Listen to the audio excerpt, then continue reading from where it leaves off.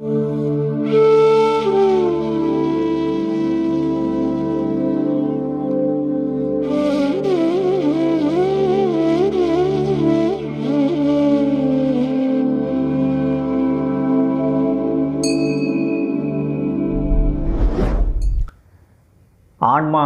அப்படின்னா என்ன? நிறைய பேர் ஆன்மான்னு பேசுகிறாங்க. ஆன்மாவை பற்றி நிறைய விளக்கங்கள் கொடுத்துருக்குறாங்க. புத்தகங்கள் இருக்குது, ஆன்மீக போதனைகள் இருக்குது, மத புத்தகங்களே ஆன்மாவை பற்றி பேசுகிறாங்க. ஆன்மீகத்தில் முக்கியமாக ஆன்மா பற்றி தான் பேசுகிறாங்க. ஆன்மா அப்படிங்கிறாங்க. ஆன்மானா முதல்ல என்ன அப்படிங்கிறது கேள்வி நிறைய பேருக்கு இருக்குது. ஆன்மா அப்படிங்கிறத வெறுமனே நம்ம வாயில் சொல்லிவிட்டு அப்படி முடிச்சிட முடியாது. இயற்கையில் இறை படைப்புதலில் முதல்ல நம்ம தெரிஞ்சிக்க வேண்டிய விஷயம் என்னென்னா, பலவிதமான படைப்புதல் இருக்குது. அந்த பலவிதமான படைப்புதலும் எந்த மூலத்தில் இருக்குது அப்படின்னு கேட்டிங்கன்னா ஆன்மா அப்படிங்கிற நிலைப்பாட்டில் இருக்குது. சுருக்கமாக உங்களுக்கு புரிகிற மாதிரி சொல்லணுன்னாங்க, இந்த நம்மளுடைய எலக்ட்ரிசிட்டி பார்க்குறீங்கள, இந்த எலக்ட்ரிசிட்டி கரண்ட் நமக்கு வருது இல்லைங்களா? ஒன்று பல்ப் மாதிரி நம்ம வச்சு நம்ம யூஸ் பண்ணலாம், லைட் மாதிரி யூஸ் பண்ணலாம். நிறைய விதமாக அந்த எலக்ட்ரிசிட்டியில் வர அந்த ஒளியை, அந்த வெளிச்சத்தை நம்ம பயன்படுத்துகிற முறைகள், அந்த பல்புடைய வடிவங்கள் பார்த்திங்கன்னா வேறு விதத்தில் இருக்கும். டியூப் லைட் மாதிரி இருக்கும், குண்டு பல்ப் இருக்கும், அதுலேயும் பவர் கம்மியாக கூட குறைச்சல் அப்படி அந்த மாதிரி இருக்கும். 100 வாட்ஸு 50 வாட்ஸு அந்த மாதிரிலாம் இருக்குது இல்லைங்களா? அந்த மாதிரி. ஸோ இந்த மாதிரி தான் நம்மளுடைய உடல்களும் பிறப்புகளும் இருக்குது. ஒவ்வொரு வடிவத்தில் ஒவ்வொருத்தர் மாதிரி பிறக்கிறாங்க. அதில் பரிணாம வளர்ச்சிகள் பார்க்கும் பொழுது ஓரறிவு, 2 அறிவு, 3 அறிவு, 4 அறிவு அப்படிங்கிற மாதிரி புல் பூண்டுகளிலிருந்து நம்ம பிறப்புகள் இருக்குது. ஆனால் அனைத்துலேயும் கலந்து இருக்கிறது என்னென்னு கேட்டிங்கன்னா ஆன்மா. அனைத்துலேயுமே இருக்குது. மரம் செடி கொடிகளுக்கு கூட ஆன்மா இருக்குது. ஸோ இன்டர்னலாக நீங்கள் பார்த்தீங்கன்னா நம்ம இந்த கரண்ட்டு மாதிரி நாம் ஒரு ஆன்மா அப்படின்னு சொல்கிறோம். இதோட ஏன் கம்பேர் பண்ணுறேன் அப்படின்னா, ஒரு கரண்ட்டு மாதிரி தான் ஆன்மாங்கிறது. ஒரு கரண்ட்டு மாதிரி தான் அது. நம்ம ஒரு இவ்வளோ பெருசு இருக்கும், இவ்வளோ சைஸில் இருக்கும் அப்படின்னு சொல்ல போகிறதில்ல. இறந்து போனவங்களுடைய ஆன்மாக்களை தான் நம்ம அந்த உடலோட அவங்க இருந்த மாதிரியான உடலில் ஸ்ட்ரக்சரில் இருக்கிறதுனால இந்த சைஸில் இப்படி தான் மனிதன் மாதிரி தான் ஆன்மா இருக்கும். வெள்ளையாக இருக்கும், கருப்பாக இருக்கும், சிமெண்ட் கலரில் இருக்கும், ப்ளூ கலரில் இருக்கும், அந்த மாதிரி ஆரஞ்சு கலரில் இருக்கும், ஒயிட் கலரில் இருக்கும், கோல்டு கலரில் இருக்கும் அப்படின்னு சொல்கிறாங்க. உண்மை என்னென்னா, ஒரு குறிப்பிட்ட ஆன்மீக வளர்ச்சி அடைய ஆன்மாக்களுடைய வண்ணங்கள் மாறும். அது பிறப்பெடுத்ததுக்கப்புறம் நடக்கிற விஷயங்கள். பிறக்கிறதற்கு முன்பாக நம்ம என்னவாக இருப்போம் என்றால் ஆன்மாவாக இருப்போம். ஆன்மானா இதே மாதிரி தான் இருப்போம். ஆனால் வேறொரு ஆன்மீக ரீதியான உடல் நமக்கு இருக்கும். பியூர் ஒயிட்டில் இருப்போம். சிலர் இருக்கக்கூடிய பரிமாணங்களை பொறுத்து இருக்கும்.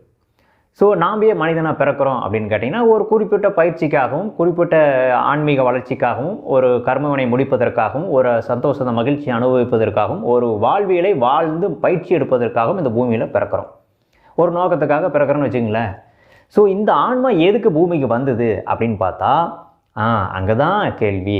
இந்த ஆன்மா பூமிக்கு எதுக்கு வந்துச்சுன்னா, இந்த இறைவன் அப்படிங்கிற ஒரு விஷயத்தை உணர்வதற்காகவே மெயினாக வந்திருக்குதுங்க.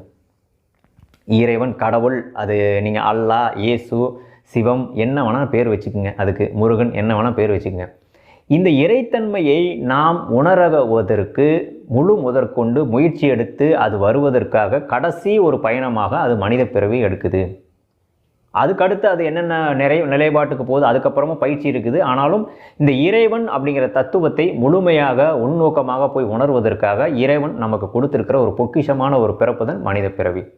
இந்த மனித பிறவி நிறைய பேர் வீணடிக்கிறாங்க. இறந்து போகிறது, சூசைட் பண்ணிக்கிறது, சண்டை பண்ணுறது, ஒழுங்காக வாழாமல் இருக்கிறது, இது மாதிரிலாம் பண்ணுறாங்க. பட் ஆன்மாங்கிற விஷயத்தை உணரும்னு நினைக்கிறவங்க, நான் யாருன்னு தெரிஞ்சுக்கிறவங்க, அந்த உடல் என்ன, மனம் என்ன, ஆன்மா என்னன்னு தெரிஞ்சுக்கிறவங்களுக்கு கட்டாயம் இந்த நம்மளுடைய வீடியோ யூஸ்ஃபுல்லாக இருக்கும். ஸோ இதுதாங்க ஆன்மா. இந்த ஆன்மா என்ன செய்யும் அப்படின்னா, இங்கே இந்த உடலில் உட்காந்துரும். எப்போ வரும் அப்படின்னு கேட்டிங்கன்னா, நம்ம அம்மாவுடைய வயிற்றில் ஒரு 3 மாதத்துலேருந்து 4 மாதம், ஒரு 6 மாதத்துக்குள்ளே கூட ஆன்மாக்கள் வரும். அந்த டைமில் தான் வரும். அப்போ தான் ஹார்ட் பீட் வரும். சில பேருக்கு ரொம்ப லேட்டாக கூட சில பேர் ஹார்ட் பீட் வரும். சில டைம் 2 மாதத்துலேயே கூட ஆன்மா வந்துடும். இந்த ஆன்மாக்கள் ஆன்ம உலகத்தில் அவங்க ஒரு டிபார்ட்மெண்ட் வச்சுருக்கிறாங்க. அந்த டிபார்ட்மெண்ட்டுக்கிட்ட பர்மிஷன் கேட்டுட்டு ஒரு அக்ரிமெண்ட் பண்ணுவாங்க. சோல் அக்ரிமெண்ட் சொல்லுவாங்க. அந்த சோல் அக்ரிமெண்ட் பண்ணிவிட்டு அந்த ஆன்மா, நான் இந்த உடலில் எடுக்கிறேன், இந்த அப்பா அம்மா வயிற்றில் பிறக்கிறேன்னு சொல்லிவிட்டு அதுவே சூஸ் பண்ணி இங்கே வரும். அங்கே இருக்கிறவங்க சொல்லுவாங்க. சம்டைம்ஸ் உங்களுடைய டியூஷன் இல்லாமல் கூட நீங்கள் பிறக்க வேண்டியது வரும். ஏன்னா உங்களுடைய கர்ம வினை பதிவுகள் தவறான முறையில் இருக்கும் பொழுது உங்களுடைய தேர்வுகள் செய்யக்கூடிய சுதந்திரம் அங்கே இருக்காது.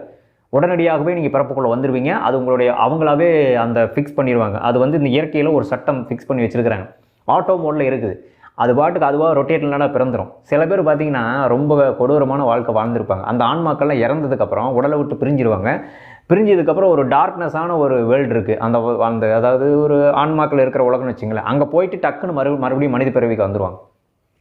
ஏன்னு கேட்டால் அவங்களுக்குலாம் சூஸ் பண்ணுற அளவுக்குலாம் டைமிங் கிடையாது.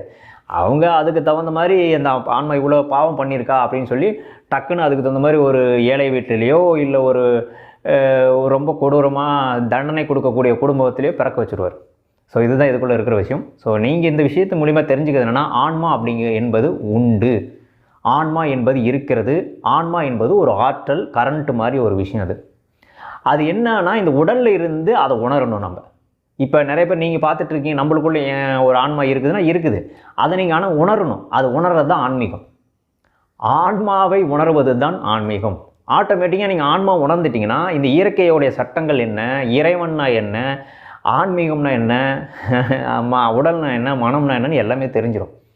ஆனால் அந்த ஆன்மாவை நம்ம உணர்றது கிடையாது. அது உணர மட்டும்தான் முடியுமே தவிர அது கண்ணால் காட்டுங்க வைங்க அப்படிங்கிற அந்த வெத்தை காட்டுறதெல்லாம் நம்ம பார்க்காம, நம்ம என்னென்னு ஆராய்ச்சி பண்ணாமல் சும்மா ஒருத்தர்கிட்ட கேள்வி எழுப்புறது கூட அது தேவையில்லாத வேலைன்னு தான் நான் சொல்லுவேன்.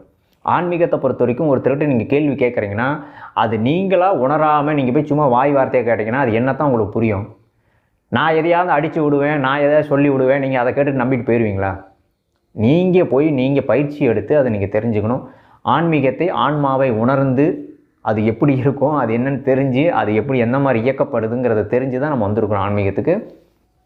ஆன்மா அப்படிங்கிறது மனித உடல் எங்கே இருக்குது பிரதர் அப்படின்னு கேட்டிங்கன்னா, ஆன்மா அப்படிங்கிறது இந்த இடத்துல இருக்குது. நம்மளுக்கு மனித உடலில் இந்த நெட்டி பொட்டு இருக்குது இல்லைங்களா, இந்த பகுதியில் ஆன்மா இருக்குது.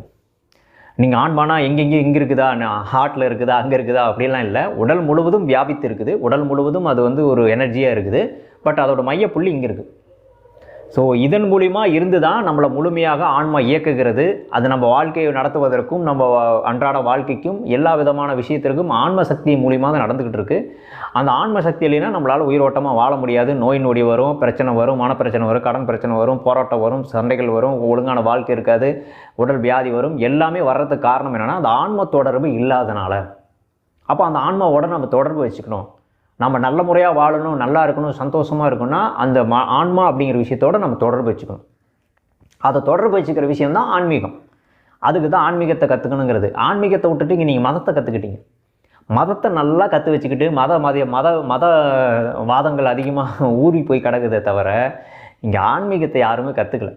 அவங்கவுங்க மதத்தை காப்பாற்றணும், அவங்கவுங்க கடவுளை காப்பாற்றணும் ஓடிட்டிங்களே தவிர இங்கே பிரிவினைகளே கிடையாது. கடவுள் சக்திகளில் எடுத்து பார்த்தீங்கன்னா ஆன்மீகத்தில் இருக்கிறவங்கள, ஆழமாக இருக்கிறவங்கள, உண்மையாக ஆன்மீகத்துக்குள்ளே வந்தீங்க பார்த்தீங்கன்னா ஒருபோதும் அந்த கடவுள் இந்த கடவுள் அவங்க மதம் இவன் மதம்னு யாருமே ஒழுங்காக இந்த மாதிரி பேசுகிறவங்க கட்டாயம் ஆன்மீகவாதிகளாக, ஒரிஜினல் ஆன்மீகவாதிகளாக இருக்கவே மாட்டாங்க.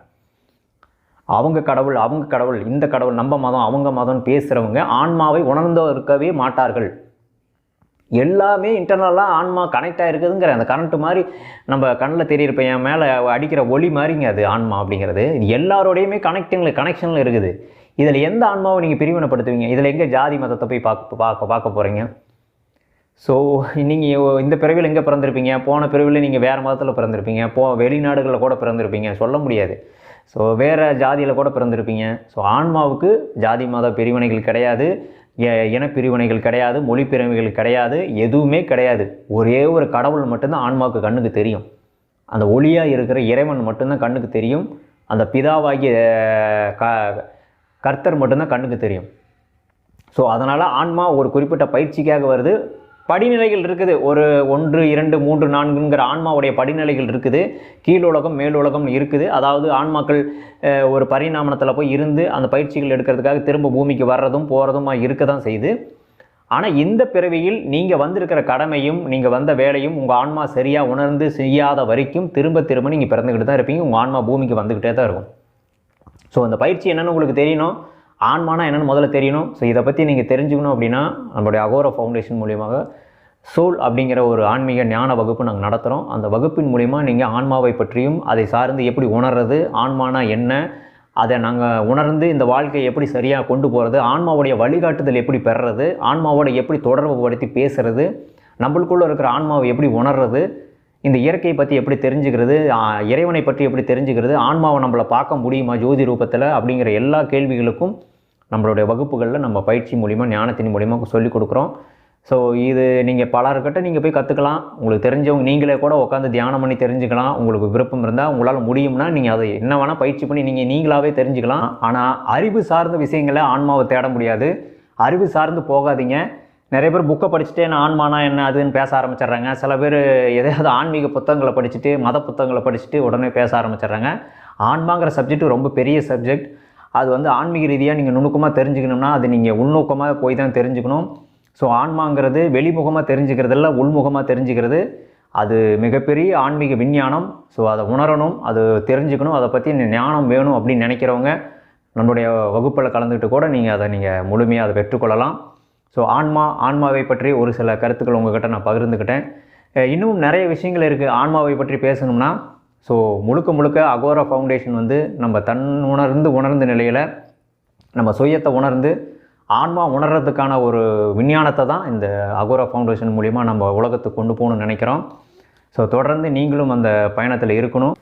இந்த நிகழ்ச்சி மூலிமா நான் சொன்ன இந்த ஆன்மாவை பற்றின பகிர்வுகள் மூலிமா நிறைய பேருக்கு ஒரு தெளிவு கிடைச்சிருக்கும்னு நினைக்கிறேன். நல்லது. நன்றி.